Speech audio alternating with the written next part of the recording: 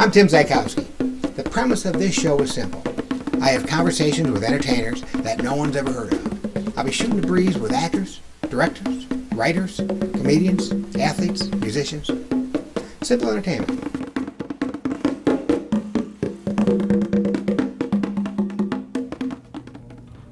Hi, welcome to Anybody Who Ain't Anybody. My name's Tim Zajkowski. Tonight we're sitting on stage at the Comedy Room in Portofino's restaurant in beautiful downtown Wyandotte, Michigan. We're sitting here with my very special guest, good buddy of mine, excellent comic, Mike Green. Mike, thanks for being part of the show. Hi, Tim. Hey, thanks. Yeah, God, I've known you forever since I started getting into comedy. One of the first guys I met. Yep. You've always been amazingly gracious to me. Really? Yeah. Okay, good. Yeah, Not intentionally. I'm the guy, you know, Good. that you did that with.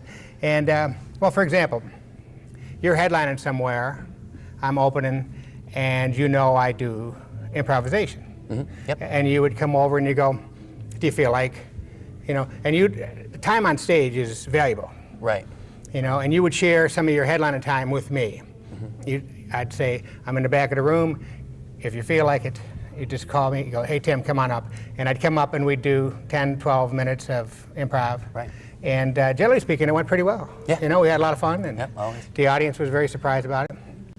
So now, you're one of Mark Ridley's guys, right? Yeah. Yeah, and that's a big thing. Is it? It is a big thing. Yeah. Yeah. It's good to have management. It's good to have somebody in Right. the corner. Yeah. And Mark, the Comedy Castle is it's the big boy in town, Yeah, and right. probably in the Midwest. Uh-huh. You know. So and you've been with him for how long? Man, I was probably his first client. I mean, I was with him when he shared with his ex-brother-in-law, David Gladstone. That was his name. Okay. David Gladstone was in California, and then Mark had some guys here, and we merged with him. And so I believe I was Mark's first person that he represented. Nice. But, yeah. Nice. And how long you been doing comedy? Since 23 years. Really? Yeah, it'll be 24 October. So I hear the 23 now. stories about back then.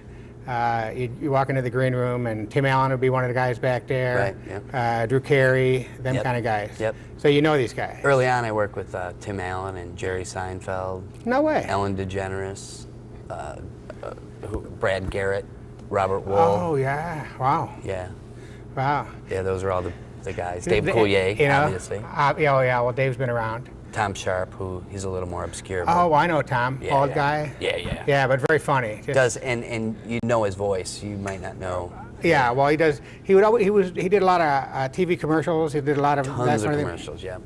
Yeah. Now, what got you on stage for the first time? Well, I was the class clown always, and I remember doing a talent show early on, and I didn't have any talent, so I was always goofing around. So the guy who was in charge of it said, "Hey, why don't you be the MC, and you could tell jokes in between." And I Okay. think after 2 acts, I had ran out of material. Oh, and so sure. he started giving me stuff and pushing me back out there. Like, yeah, I remember he gave me a roll of toilet paper and he's like, just go out there and say, hey, here's your next act. We got to get going. We're on a roll. But I remember I opened for Gallagher at Kellogg Arena, and I was maybe doing comedy 3 years, and Gallagher did this amazing show. I'd never seen him, and I was down. I remember after I did my set, I went on the main floor, and then I was in the sound area where they have like the pit area Okay. where everybody sits, like all the Like tech orchestra? guys. The tech guys Oh, are down okay. there, and then after the show ended, the lights came up, and it never occurred to me that I had just done a show in front of these, whatever it was, 3,000 people. Now, do you do acting? Do you ever get on stage and do plays or? You know, just in college, I took a couple acting classes, Oh, okay. and I was really bad at it. Like, I would get C's, so Oh. I thought, They gave you grades? oh yeah, Really? So yeah, it was a college course. Oh, okay. See, I never really thought about it. Yeah. I've taken acting classes, but there's no grade involved. You know? Yeah, but was it for a college? Was it an No. accredited course? No. No. Oh, okay. Purple Rose Theater, Jeff Daniels Theater. Sure. Yep. I've studied there for years. Oh, yeah. You know, acting and directing. Yeah, that's right. Yeah. And the Second City, yeah, they offer no grade. Well, we had to get a grade. I mean, Yeah, well, I never, but it never occurred to me, you Right, know, right, because every time I've taken a class, I never got a grade. But right. Yeah.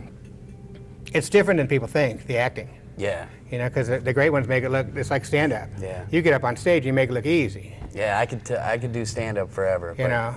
acting isn't my deal.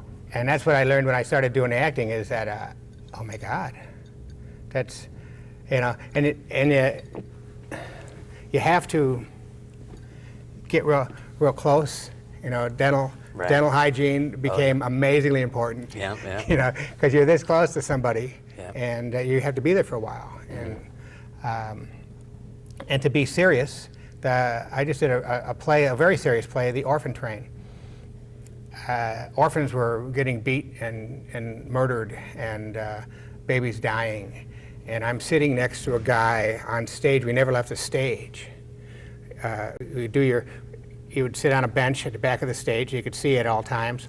You get up, you do your scene, you go back down, you sit down in your spot. Next, you know, Right. That's how we never left the stage.